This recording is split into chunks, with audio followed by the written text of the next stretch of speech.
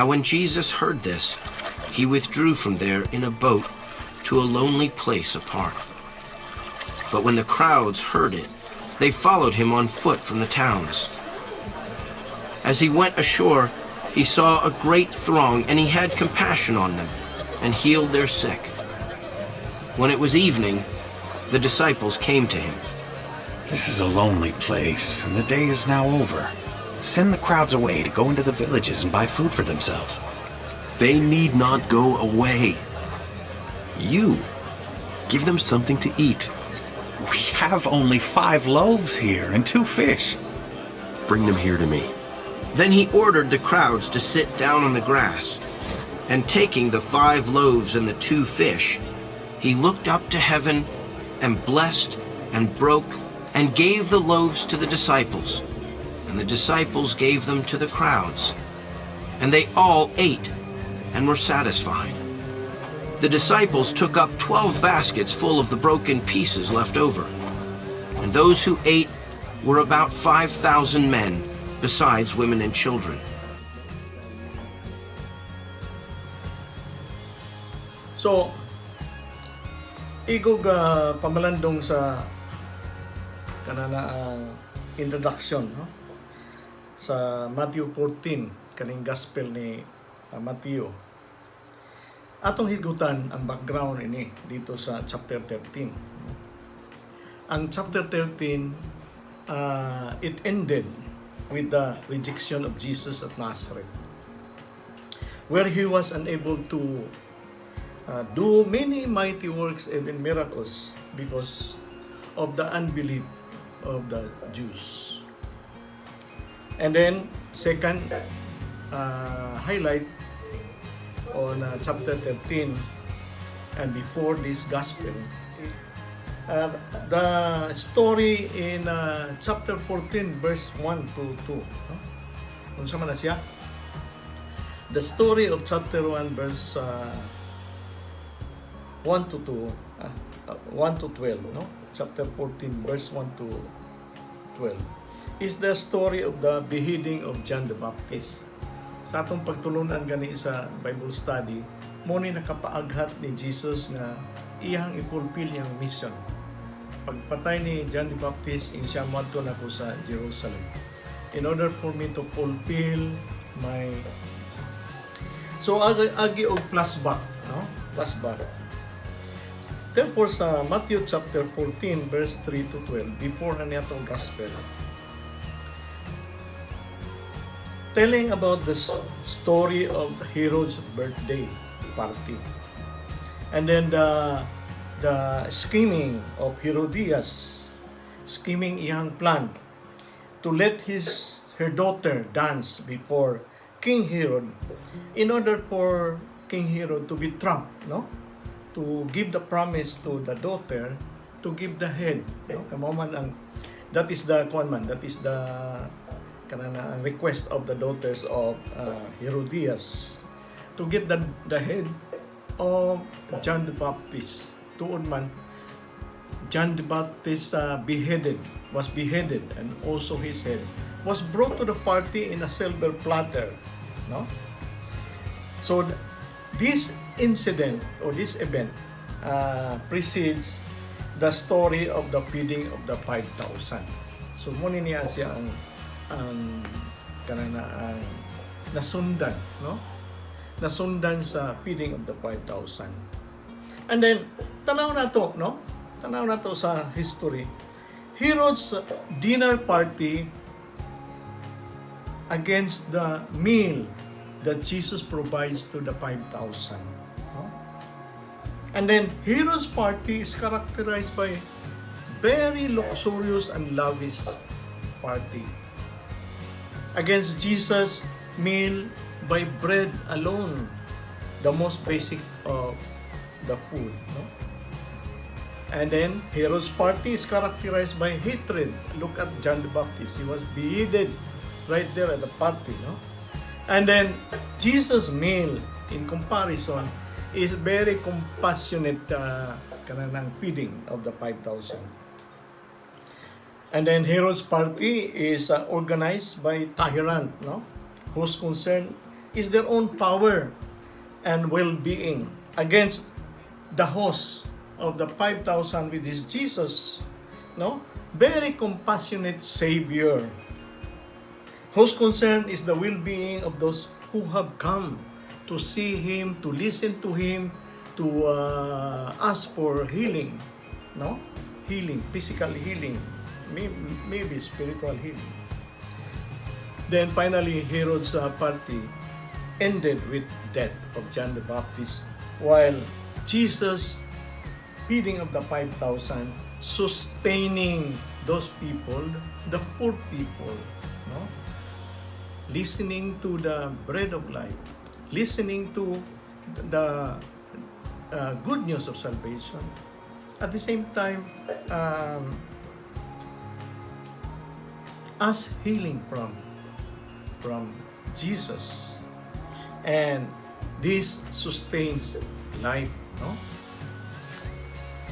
In Matthew chapter 14, verse 13 to 21, the feeding of the 5,000, this is the only miracle, no, of Jesus that is being recorded in the four Gospels, Matthew, Mark, Luke, and John, no? And in parallel of this, the miracle of Elijah, no, in 2 Kings chapter 4, verse 42 to 44, no? And then it talks about the leftovers, no? It talks about the leftovers and duha ka kanang feeding of the people of God. Then we start in verse 13. Jesus withdrew by boat to a lonely place where they could be where they could be by themselves, and the crowd still followed them on foot, no? Kasakay ba sila baruto, paingon dito spikas tampi, but the people followed them on foot. And then Jesus is really very immersed in prayer, no? Of course, Ginoo man siya, but He's a model to us, no? He's a model to us. Grabe gini siya ang iyang pag-ampo, no? So makita nimo sa prayer ni Jesus, where after sending the people away, He went up in the hill Himself to pray. When evening came, Jesus was there alone, barely early in the morning. Long before daylight, Jesus got up and left the house. He went out of town to a lonely place where He prays. Led by the Spirit after baptism of John, Jesus goes away into the desert to be tempted by the devil, and He overcomes the devil's temptation or seductions by the power of the Word of God and by prayer, no? And other times Jesus calls with His disciple, let us go by ourselves to somewhere else where we will be alone and you can rest a while, no? In our passage, Jesus prays before multiplying the loaves, no? The Gospels show that Jesus liked to pray before important events throughout His ministry, such as His baptism, His transfiguration, and His passion on the cross, no? In His transfiguration and His passion, even on the cross, He is praying, Lord, Father, forgive them, for they do not know what they are doing, no? In His passion in Gethsemane, Lord, take this cup from me, not my will, but your holy will. In Matthew 14, verse 14, Jesus went out and He saw great multitude. He had compassion on them. He healed their sick, no? Just like Jesus on the mountain, on the hill, He saw the city of Jerusalem. He was moved with pity. People have no shepherd. Walay magbalantay. Walay pastor, no? The disciples of Jesus, after healing, after His teaching, it was already almost dark. Then they are alarmed. And they go to Jesus. Jesus, this place is deserted. And the hour is already late. Send the multitudes away, that they may go into the villages and buy themselves food. No? So I would like to point out, disciples are to be leaders. The disciples are to be the followers of Christ. They are witnesses and models. How come? They alarmed Jesus. I reflected on this, and I was led to remember on the account of the calming of the storm where Jesus was sleeping, no?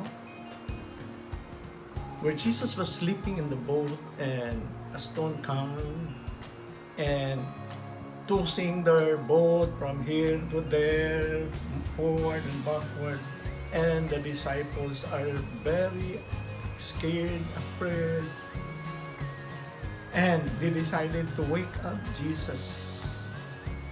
And Jesus woke up and he stopped the storm. Calmness of the water came back. And what is the story about this one? And against the disciple reminded Jesus. In the coming of the storm, they don't know and they don't realize. They forgot that the Lord is with them. No? Kung malunod ang baruto, appeal si Jesus. And here, in a very, very deserted place, they don't know that Jesus was with them. Kung unsay madangatan sa mga tao, no? What happens to the people, the multitude there, no? Magbagyo ba? Or storm, mag-ulan, or they are hungry and they're thirsty, lalimang ka, no? Lalimang ka. Jesus is praying during the morning. And then, this time is almost dark, so meaning, almost one day. Almost one day. They have no food, siguro. Siguro na ilang balon gamay for the lunchtime. But then, wala snacks. I don't know na ba sila snacks. They are so hungry. So,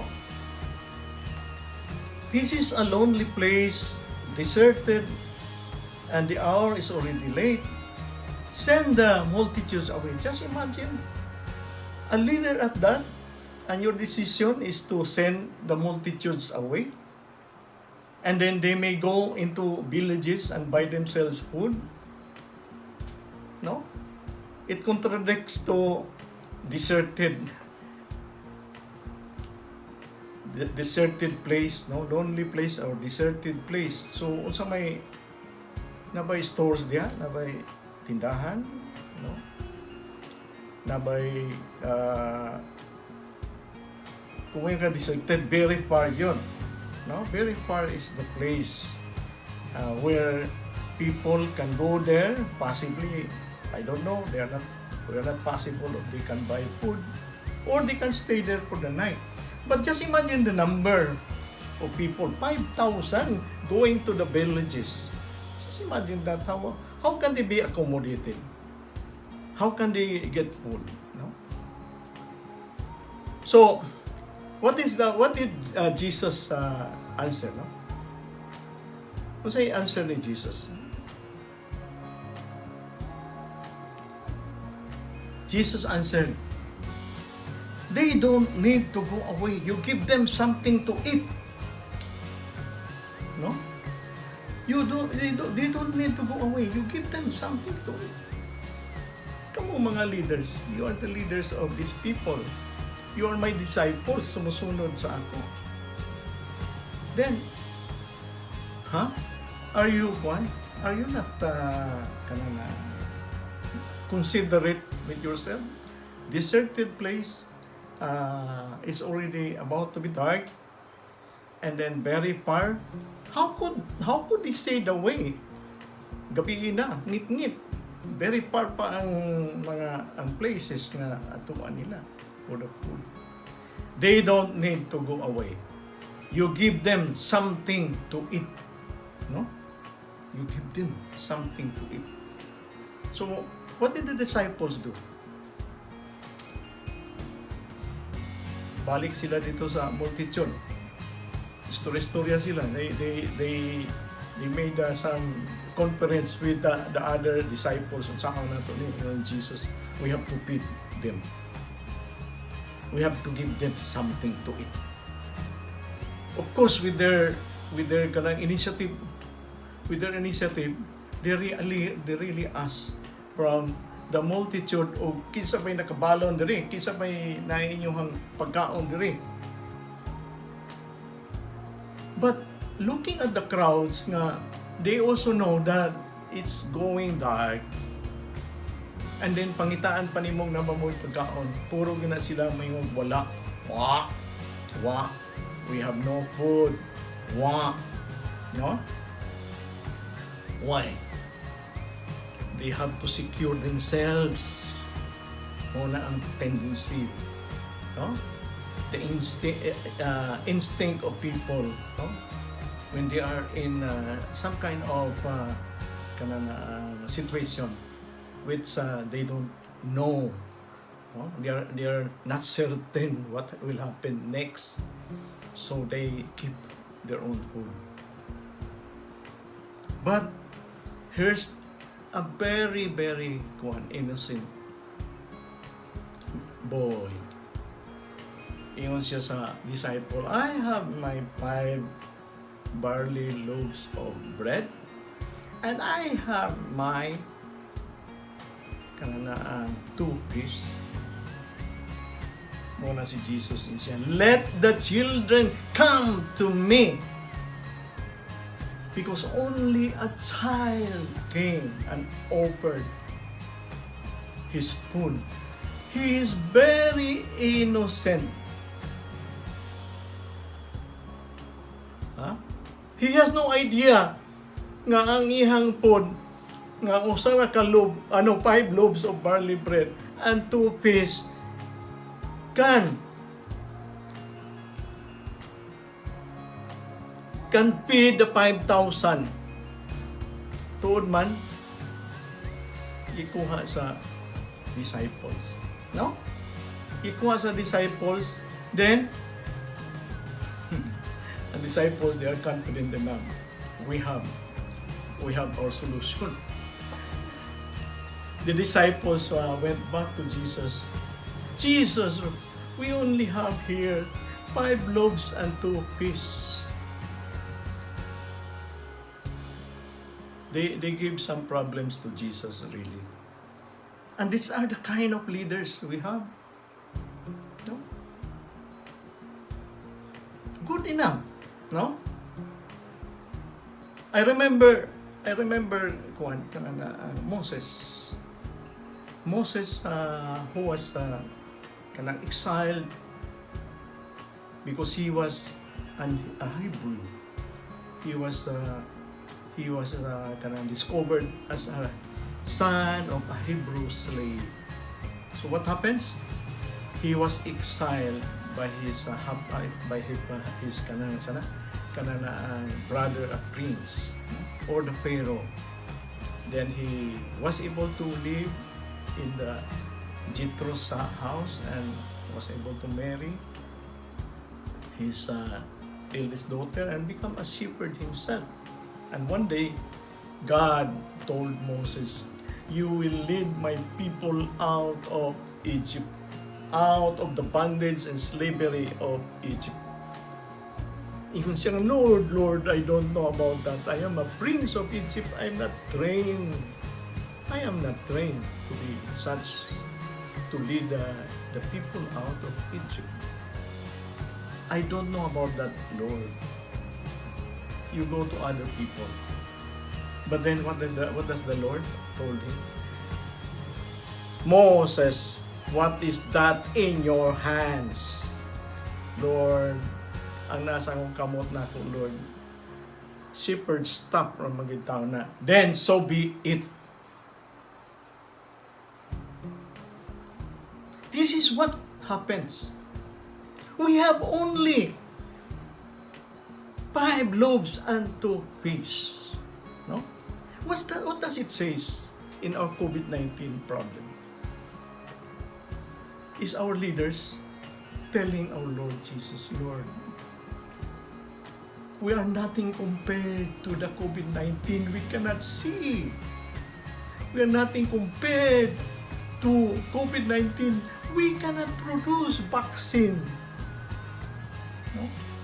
We cannot produce at a very shortest time to save your people, Lord. And our God, we don't know. He is trying to tell us, what is that in your hands? What is that you're holding now? Maybe you're holding your pride.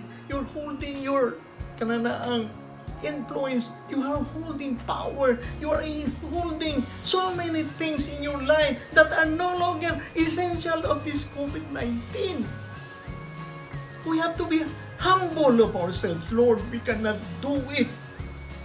We have our only 2 fish and 5 loaves. We don't know how to do it. We don't know how to feed the 5,000, Lord. Actually, this kanang feeding of the 5,000 is a management training for the disciple, a spiritual leadership training of our disciples.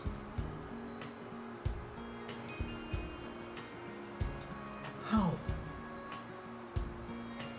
This is the key. There's no 5,000 feeding or miracle without this. There's no feeding of the 5,000 without this. Then, what did Jesus do after that? No? He said, bring them here to me. Bring them here to me. That adere sa ako. No? That adere sa ako. Ang inyuhang 5,000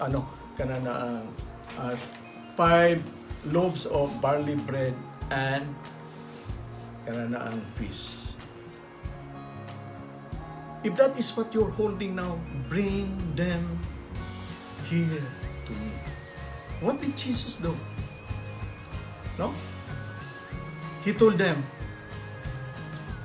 you have to make the people come down. You have to make people of the world, people of the Philippines, people of our country come down.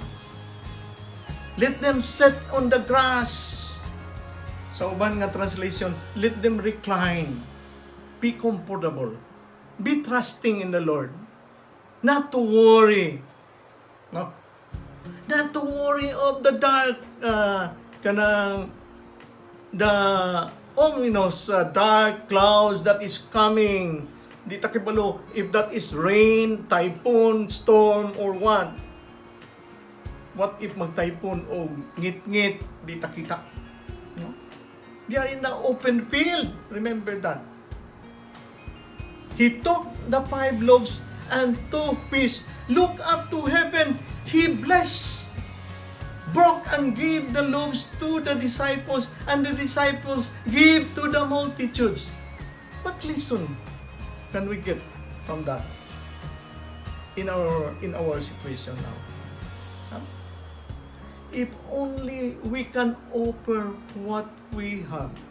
If only we can offer our garbo, our pride. If we can only offer what we hold on in power, influence, no? If we can only offer all of those things that I don't need that, Lord. What I need is my little things that I can. I can share it with other people. There are so many people nga mag-knock sa atong door karon sa COVID-19. Ang uban ka, singhagan na to kaya di ta katulog. Kinsa pa na sila. And that is the example of what is that in your hands. Sometimes we have our kanang mag-self-pity ta. Nganong ako pa may pangayuan nga utro man bugo biktima sa COVID-19. Ngano man nga diri man kanunay magbalik-balik sa ako. But remember in Jesus, I will bless them. I will broke them. And I give the loaves, I give your resources back to you so that you can be generous to others. Otherwise, if all what you have, the treasure, the talent, and time, if there's no blessing from the Lord, if you yourself is not broken with your pride, with your attachment, then we cannot feed, we cannot help, we cannot solve the problem of COVID-19. Instead of after COVID-19, we will become a changed person, a new person. No? Pasin may abnormal. No? Na may new normal, ang abnormal nagpuyo sa new normal. Because we become abusive. Just imagine, we are in COVID-19 and some people are profiteering out of that. Some people are making money out of that. Just imagine that. And Jesus said, what is that in your hands so that we can help the multitude of people? And then, what is the meaning of the loaves I give the loaves to the disciples and the disciples gave to the multitudes? He gave the mediation function of the disciples. Through the witnessing of the disciples, what they have, so little, meager. Through that mediation function, then the plan of God came through. The plan of God to feed the 5,000 was realized.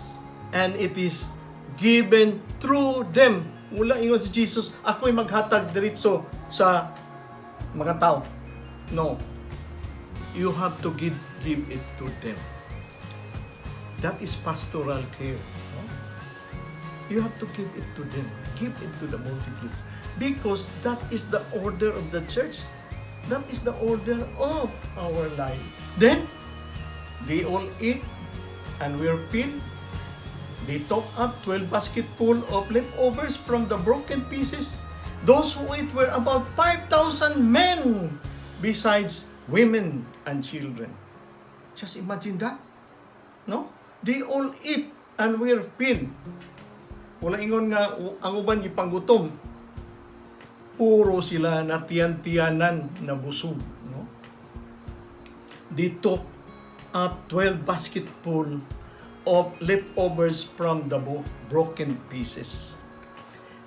In the time of Moses, this is not allowed. No? Once they eat and some leftovers are left, no?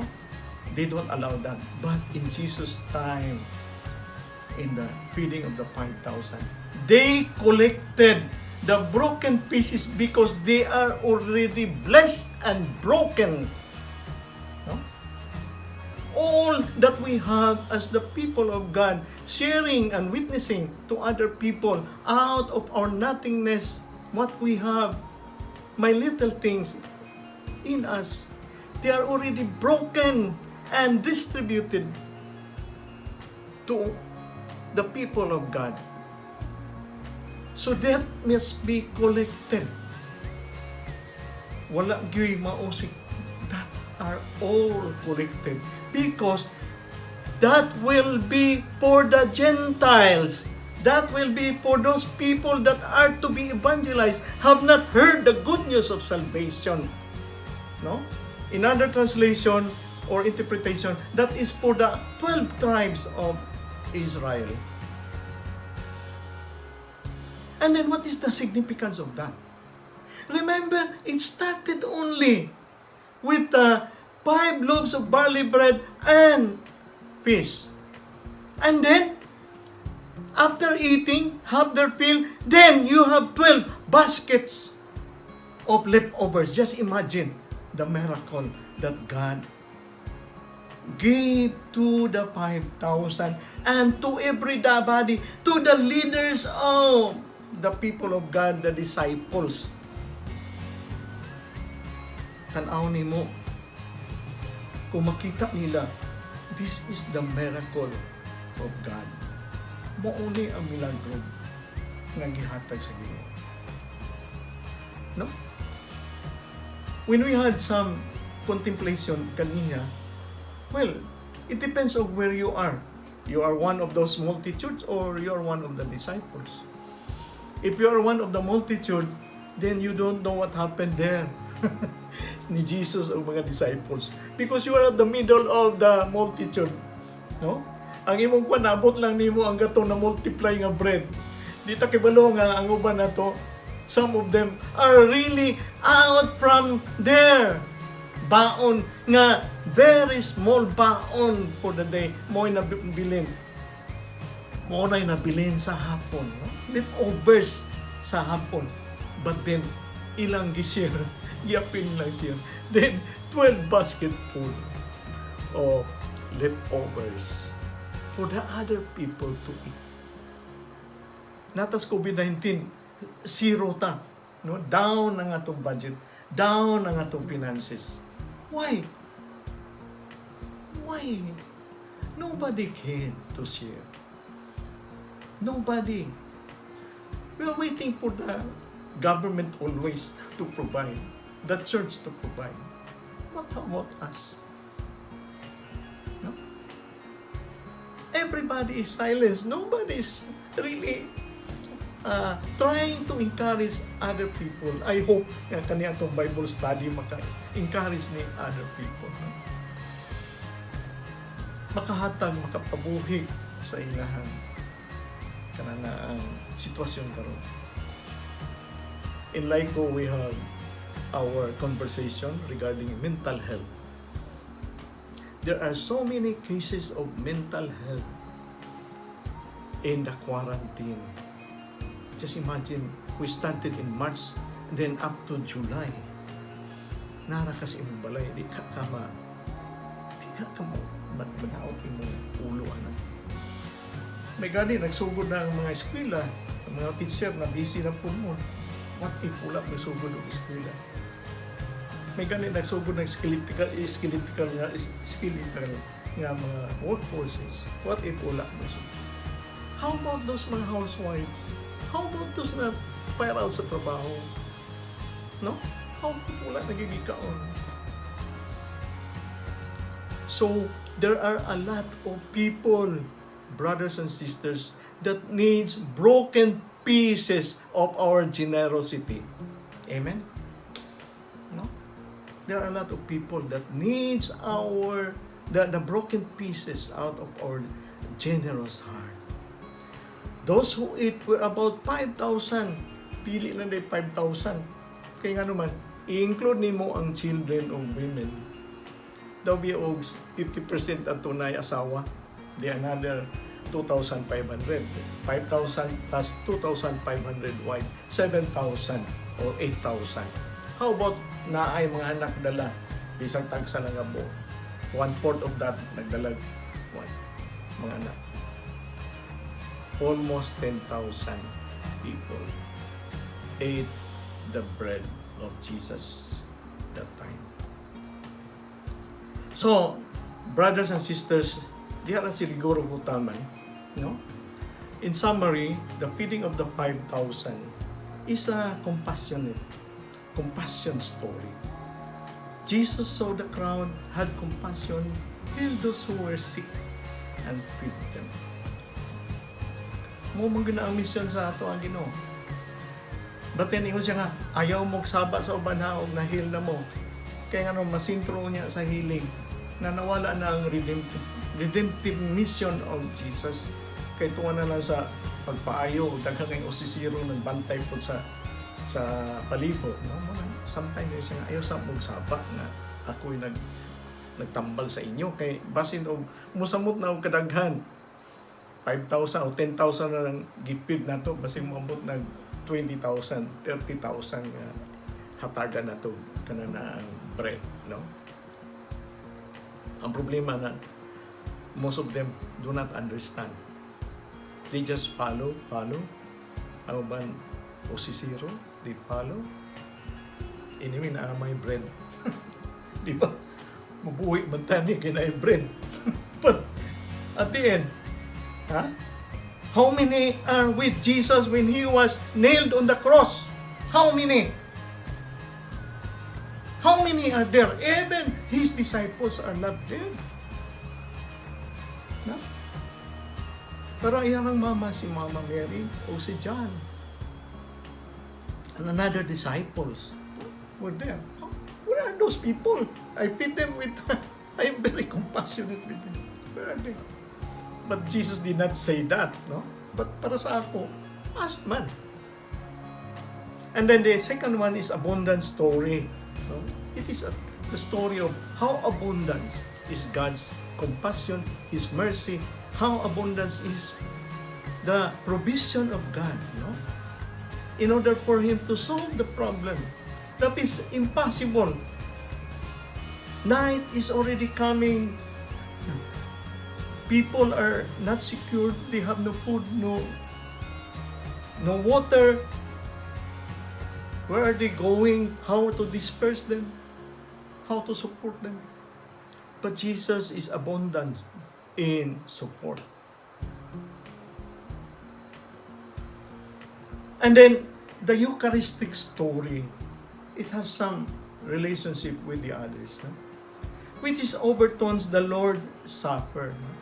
It's let them stay. Do not let them go away. Because this is the banquet of the Lord.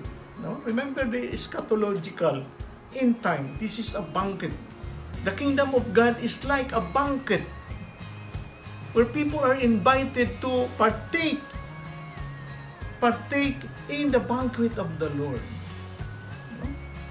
When there's a parable nga, Jesus was inviting, or the king was inviting so many people, but they turned down until such time they invited anybody in the street because there's a great banquet, no? Just like last time in our kingdom of God is like hidden treasure and also the pearl of great price that we are seeking. Then it is like a dragnet. No? That is same way is talking about. Do not let them go away because they are in my dragnet. They are in my banquet. They are in the Eucharistic celebration. No? That is why we have dragnet every Sunday. The Eucharistic celebration. We have that dragnet every Sunday because that is open to everybody. And that is Jesus is trying to tell us. God is designing it that way, that His holy presence will be with us till the end of time through the Eucharistic celebration and through the presence of the tabernacle, the Holy Eucharist, no?